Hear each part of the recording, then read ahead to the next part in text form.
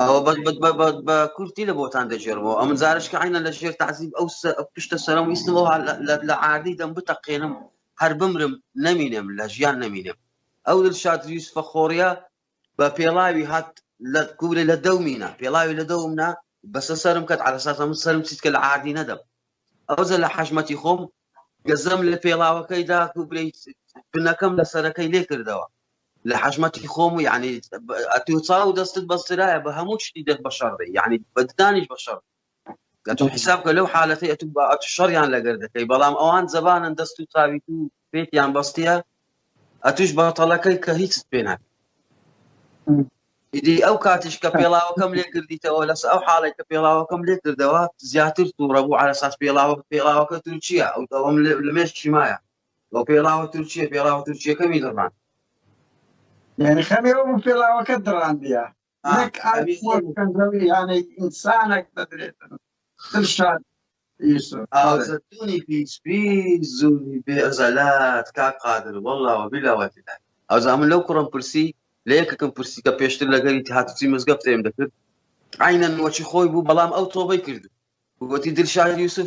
ئەمنو دڵشاد یوسف لەناو ئەو خەرا تاکەش ئێستا کەش کوبری تەتەوڕی کردی دڵشاد شتی تکەی لە بۆ دێتن شتی تکەی لە بۆ دەبن ئیدی ئەو دڵشادەش هەر ئەو نوعی هەر ئەو نەوعانە لە ئاسایشدایان نایە ئەزیەتی ئەو کاک مەهدیەمان دەتوانێتەوە بڵێن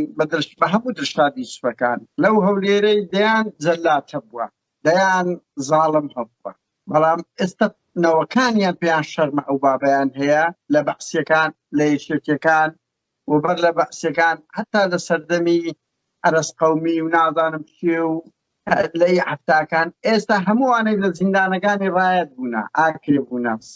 قەڵاچۆڵان بوونە لە باشان بوونە پێیان شەرمە یان ئاوا چاوی خۆیان دەبەستنەوە لەبەر ئەوەی ئەو کارەی ئەوان کردیان تاوانەژی زۆر قێزەوەنە نەوەینەوەکانیان نەفرەت لێ دەکەن ئەوان نەحەقیان نەبوو کاک مادی کە ترساینە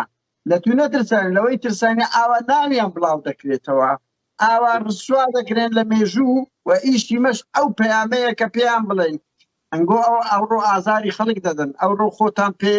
ئەنتەرە لەسەر ئەو خەڵکەی بەڵام بزانن سبەی مێژوو دەیان ئیمپراتۆری لوزایە ڕسوا دەبن لەم هەولێر و لەو کوردستان و لە سلێمانی و گەرمیان پەیکەری تاواندانۆ دەکرێت مناڵەکانتان پێیان شەرم دەبی ئەنگۆ ئەو بابە بێویژدانە بوونە کە ئاوا ئازاری خەڵک دەدەن ئەوە ئازادی نییە کوڕی هەژاری کورد مەهدیەکان دەگرن دەیخەنە ژێر تەعزیب پێڵاوی لە دەوی دەنێن ئەوە لووتکەی ترسنۆچیە و لووتکەی خیانەتکردنە لەگەر خوێنی شەهیدان ئەوەیەک